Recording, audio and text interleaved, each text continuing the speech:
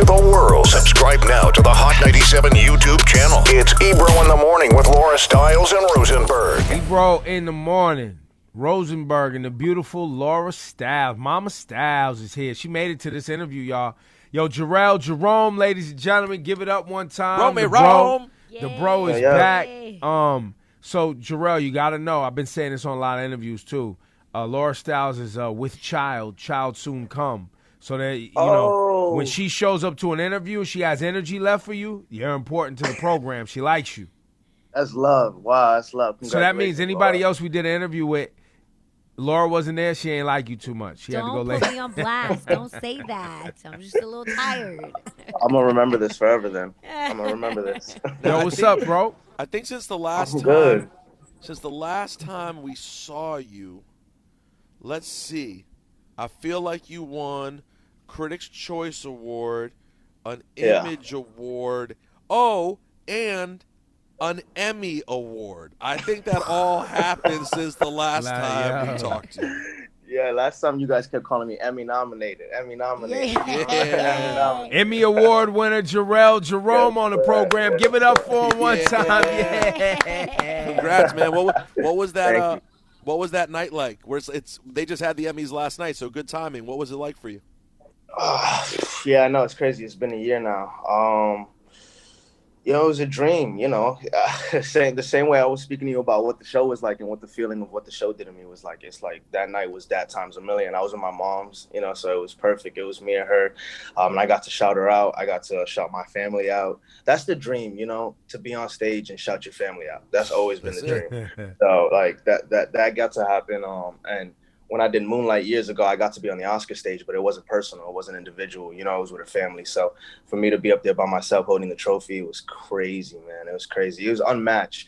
But it's like getting the highest moment and then boom, 2020 hit. So it's like I kind of got knocked off. But straight trash that 2020. Reality hit. I was on a cloud all of 2019. I was floating.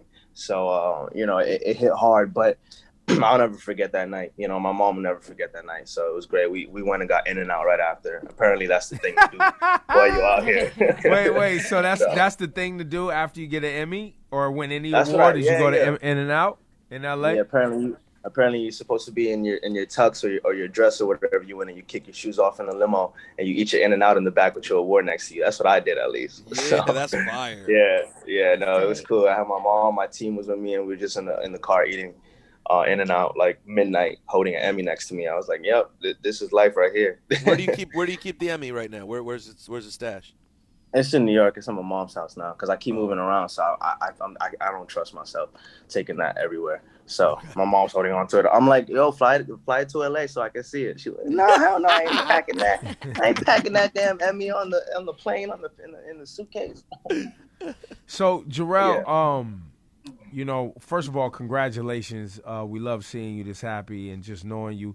But doing this so young also has its challenges, right? Because now this high that you've gotten, this happiness that you've achieved so early, and this work that you've done, that comes with, I'm sure, a little anxiety of like, okay, how do I maintain this for the next, 40, 50 years of my life? Like, right.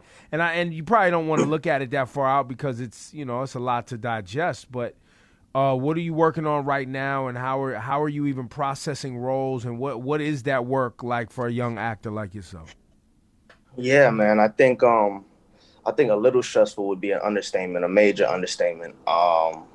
This fame thing and the Emmy and the blessings, it hit me like a ton of bricks. It's something you always ask for, but when it comes, you don't know how to maintain it, process it, go about it the right way. The stress part definitely came. And in 2019, like I said, when I was on that cloud, I saw the stress, but I didn't care too much about it. It was like, all right, it's going to come with stress. But then this year definitely was the challenge for me, and figuring out how I can keep this going. And my favorite word is longevity.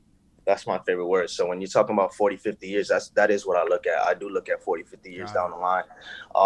That's how I live, by focusing on what the next step is. But if you notice, I'm not on social media no more. I took a step back because I think that was the way I'd be able to process all of this the most, was not by jumping in head first and by going in, even though I was given all these blessings and people look at me like, yo, dude, you're great, dude, the Emmy, congratulations, what's next? Before I figure it out, I still want to figure out some personal things within myself and figure out, like I grew up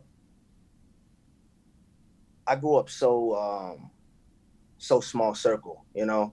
I had a small group of friends. I had family. I had strict parents, so I was home every single day after school. I wasn't going out. I wasn't going to parties in high school. I was going straight home. 6 o'clock. I didn't even have a curfew. That's how much I had to be home. There was no curfew. That wasn't even a discussion. Yeah, don't even worry about it. You're gonna be home anyway. Yeah, it wasn't even like, all right, be home by 6. It was no, as soon as that bell rings, you get on the train and you come home. So for that to just completely switch into immediately, boom, I can get on a flight where I want. I could do this when I want. I can do I can either go ahead and jump in it and immerse myself in this life and get crazy and get caught up and get lost. And by the time I'm 25, I'm out of steam.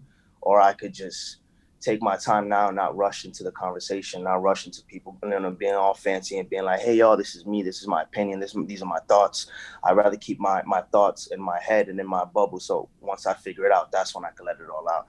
But I get DMs from my core fans like, oh, where are you? You don't post. Why you don't post no more? I lose followers every day. It's insane. It's like an algorithm that I'm messing up on apparently. Because I'm like 45K followers down throughout this whole year. And I know a year ago would have hit me like, damn, no, I'm getting this fame. I need to keep this up. I need to make sure that I keep these followers going. But I had to just take a step back mentally and be like, what do I want for myself personally? And how can I make this work? So that being said, I'm just hush, you know. Well, I'm and just quiet. I've also heard from some friends that I know that are in your game that the less you show as an actor, the less you, I guess, show the audience about who you are as a human, the more they can believe the roles. I don't know if that still applies. The more they can invest in those roles, because if they know you, then it's hard for them to, and I don't know if it's true or not for you, and this is your world, but it's hard for them to invest in the character because they know you as a person. No, I think that makes sense. I actually never even heard it like that. But I think that makes perfect sense. I think it was easier back then too, you know, days of Denzel Washington, early Will Smith, where there was no social media. So they didn't have to be so much out there. But I think for a day like today and the age I am, I think I probably should be on social media. I probably should be speaking to people who are my fans, because a lot of my fans are young and that's all they do is social media and that's all they do is stay up on it. And so they're just curious about what I have to say. So sometimes it does eat at me like, damn, I have this platform in this position now. Should I speak out, let people know who I am a bit more, get comfortable with me? But that's that balance I'm in. I'm like, I don't know. But I don't think we need to know the answer. I don't think social media needs to be something that has to be decided on. Like, all right, yo, you got to do it or it's over, you know? But Jharrel, did you have like some specific event that made you think this? Because like, you know, I jumped off social media at one point when I was going through a hard personal time. But in your case, things were going great. You're very young.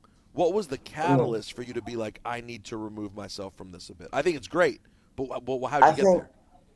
I don't know if it was a specific, like, one moment, one event, but I think it was just the feeling I was getting. I was extremely overwhelmed, and I guess it was that I did indulge in it for a second. In the very beginning, I was all over social media. You know, I was replying to everybody. I was talking. I was chatting. You know, I was letting myself out there, and I think that it just happened at such a quick pace and happened out of nowhere. And before I knew it, I was talking to too many people. Before I knew it, I was involved in too many things. And so I just had to take a step back.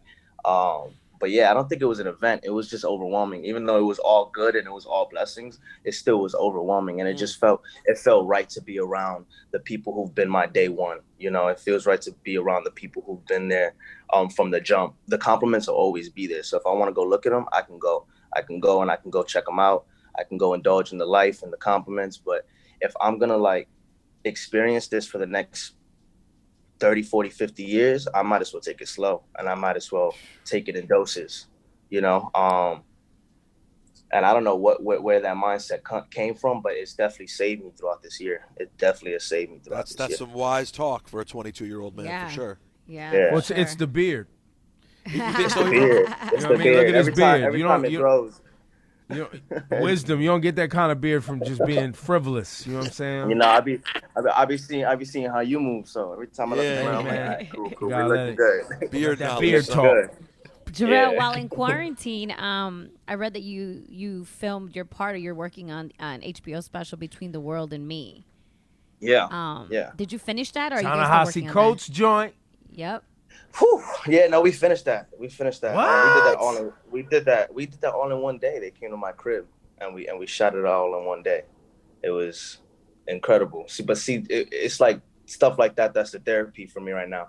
It's cool to use the acting stuff as therapy right now. So when it comes to picking projects, I'm so picky, man. I've been picky since last year. And if you would have told me 5 years ago, yo, you could be picky, I'd have been like, nah, get out of my face. You know, I'll go for anything with a check, anything with a bag, I'll take it. But Moonlight, and when they see us in the Emmy, it put me in a position to where I could think about my career in terms of longevity now, and not in terms of in the moment and what's next. I can breathe and I can take a step back, which is really cool. So that's what I've been doing this year. So when the HBO project hit me, that was like something that I don't even question. I don't hesitate to jump on. You know, that's therapy right there. And they came to my apartment for a whole day. We shot that out. I did a couple monologues, so I can't wait to see how it looks and how it's pieced together. Should be cool. Now, Jharrel, there's a lot of content being made these days. So there's a lot of projects, a lot of, and you see a lot of black leads too right now, right? And Netflix has put together a whole, Netflix did a whole thing about, strong black lead, and that's a whole movement. Yeah. Do you watch any of the new? Do you have like a favorite show? And I don't, sometimes you hear artists and they, we talk to musicians a lot. We talk to musicians. They're like, I haven't listened to anybody's album. I've been focused on my own work. I don't know if it's the same for actors, where you guys watch other people's work. Do you? Yeah, I mean, it's sometimes the same, but with this year, all the free time that I've had, I definitely try to catch up on a lot of stuff. I'm on Lovecraft right now. I think like So I was just about to ask you about Jonathan Majors, who's on the cover of GQ man. now, and he's a new black lead. Like, how do you feel about A, the show, and B, just new actors in the game like that? I love seeing it, man. It's actually my favorite thing to see, because my dream is that we all in one movie at one time, just all of us on some big black ensemble project. So when you see another dude walk in, you're like, all right, cool.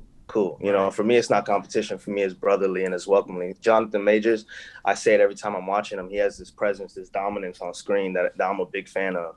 And so I love his work. I love the show. I love seeing a new person coming up and doing their thing. But Jonathan Majors is crazy because I didn't know much about him at all before the Lovecraft. And then when I saw Lovecraft, I remember I had seen him in The Last Black Man in San Francisco. And then, yeah, man, I'm impressed by him all the time. How'd you process the tragic passing of Chadwick Boseman? Oh, man. I mean, at the point I heard it, I was numb from the year, like, it was like it's like the end of a long movie that's been shitty the whole way through. And it's like, all right, there goes another point in the plot where it's like, I expected it to be that shitty, but I didn't expect it to hit me that hard. It came out of nowhere. And I remember I was around a group of people and it was like, I heard it and it hit my head and I didn't think about it till the morning. And then when I woke up in the morning, it just was like a wave over me of just like, damn. And no one knew, and that's me. You super stay private, super stay low key. Right. And I wonder if when I get to a point, if I ever get to a point where he was, he was at the tipping point. He was at he was at his highest point.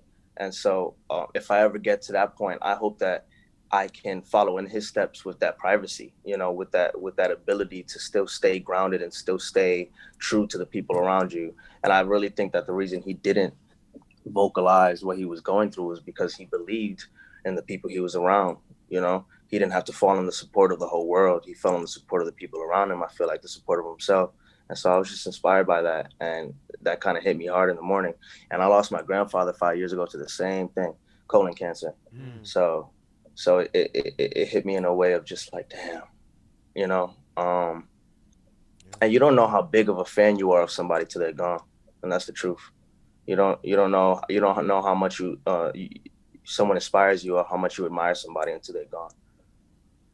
True. You're following in a rare path right now. We're gonna play a new song you got.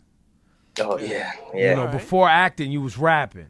You know, that was Yes, your sir. original creative outlet, right? That was Yeah. that was your original thing. But The the acting Bronx, thing, baby. the acting thing popped for you. So before we play the song, I wanted to go around Rosenberg and Laura. Who else was an actor first? Got known being an actor first, and then their music popped, other than Drake. God, no, because the only ones that come to mind, I was going to say Drake, but you said other than Drake. Because I know Nicki Minaj really wanted to be an actress, But she popped for rapping, though. but she popped for music. Mm. I don't know. Where'd you get Has this there ever trivia I mean, question because Drake is unprecedented. His run is, yeah. We've definitely interviewed people who've come in being like, "Yo, I got a hip hop project now." I'm trying to think of who those people are. I don't know if it turned out well.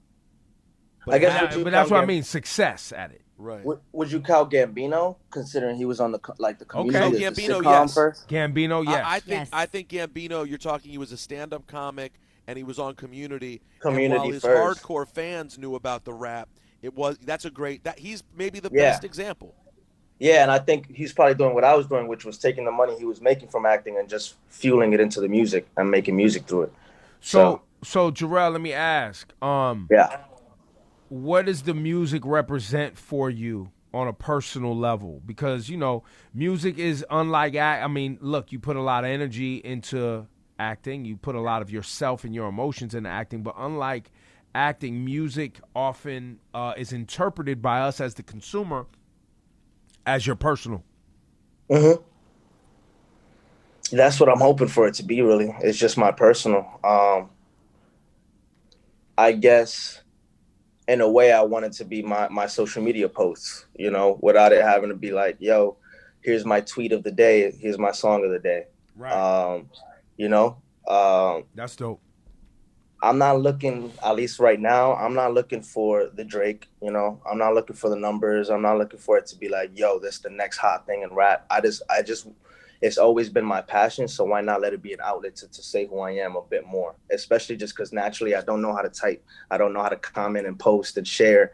So if I get to do it through art, I can't wait to, I can't shoot a movie every single month. So, while I've got the free time, why not write my thoughts out, try to put it in a song that's catchy, that moves you and that makes you feel, I'm fucking with But that. at the end of I'm taking it slow right now. I want this to, like the song that you're about to play, I want that to be a glimpse. I don't want that to be the whole thing. I don't want it to be a thing where it's like, oh, this song is gonna make or break the kid. I want it to. I'm nervous as hell with this music thing, man. Because the well, that means you respect it, man. That means you respect it. I'm gonna be real with you. It's not like, That's yo, the way it should be. get this.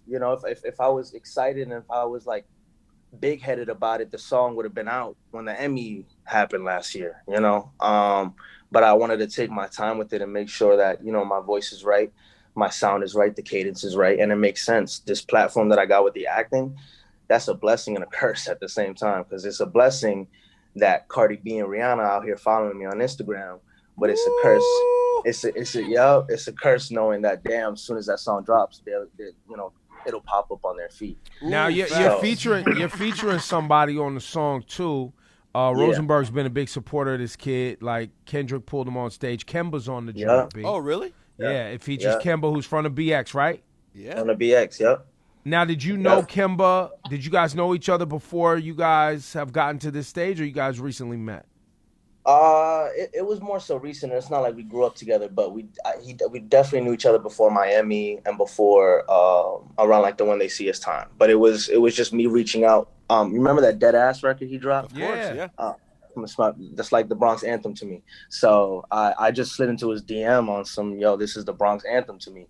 And he hit me back like, that's love. I love Moonlight. Let's link sometime. We kicked it in Soho and chilled out. And then I was in that session with Day Trip, and he just hit my phone, called him up. He came to the session. He wasn't even supposed to jump on it. It was just a good vibe. We were having a good time, and he jumped on it. And I look up to him lyrically like crazy. Kemba, I think. Kemba is lyrically sound. So definitely was a blessing to have him jump on it. And he's just been down since. So is there an album in the plan? Is this just you just going to drop records whenever you feel like you want to drop a record? How does this work for you? How do you see it? Even though even though I got the fan base and the platform, I still want the respect, you know? So if I'm gonna drop an album, I want it to be wanted, and I want it to be like asked for. I don't want it to just be like, yo, boom, here's a whole album, here's a whole set of songs. So yeah, I think for now, I want to drop singles here and there, a couple tracks, and then hopefully more than run numbers up, just run respect up and have people just say, all right, cool, I want to hear more and I want to hear more. But I'm trying to give little sprinkles. I'm not trying to just drop it all at once. So in terms of an album, I haven't gotten into album mode. I haven't thought about album mode. I just been trying to bang out a ton of records that feel like me. And sometimes I'll spend like a month making a set of records that sound cohesive together. But then before I know it, I'm kind of switching over to something else to try to find a new style and a new way of doing it. So I think until then, I'm not thinking about an album yet. But hopefully I drop, I don't know, 3, 4, 5 singles, and people are like, "Where's the album?" Right away. I don't know how it's gonna, bro. I don't know how it's gonna go. It's all good, bro. That's the beauty of today, though. You can figure it out as you go. Yeah, exactly. And then with everything going on in the world, there's more time to think, you know? So it's good. Jharrel Jerome from the BX. Is your rap name Jharrel Jerome or Romy Rome or JJ or Relly Rel? Relly Rome. Relly Rome. No, Yo, I definitely, MC Relly Rome from the BX. Yo, God, I play with so many names. I play with a million names. Romy Rome was definitely an option. You know that was already an option. Don't go Romy Rome. I'm supporting no Rome. No, it would have been Romy Rome with the O's and zeros. You know how corny that would have been? Young Relly Rome. Just Jharrel Jerome. Apparently, the name has a ring to it. It actually does. It has Jharrel Jerome alliteration well. already. Yep. Yeah, Jharrel Jerome. Yo, Yeah. man, it was good seeing you today. Let's run the single. Thank you, guys. It's what's the title of the song? Let me get it. Oh, For Real, featuring Kemba. Yes, sir. Yes, sir. There he is, Jharrel Jerome. God bless, Appreciate bro. it. Keep going.